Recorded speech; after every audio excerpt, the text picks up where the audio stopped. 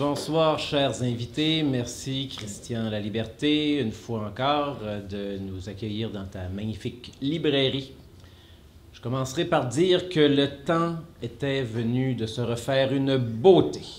Et non, les membres de la Société des 10 ne sont pas allés chez le chirurgien esthétique.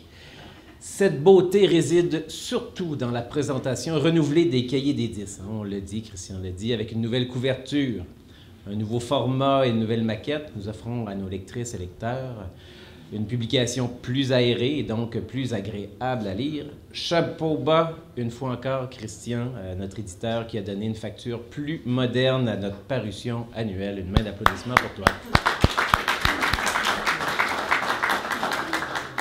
Mais c'est pas tout, hein? Ce nouvel ère de jeunesse de la Société des 10 s'explique aussi par l'élection d'un nouveau membre au fauteuil numéro 2.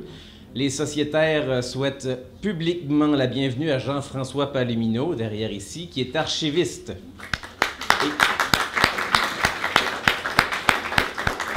Jean-François Palomino, qui est archiviste et historien de formation.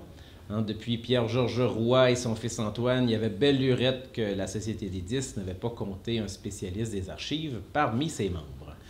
Jean-François, on a déjà hâte de lire ton premier article qui paraîtra dans le numéro de l'an prochain.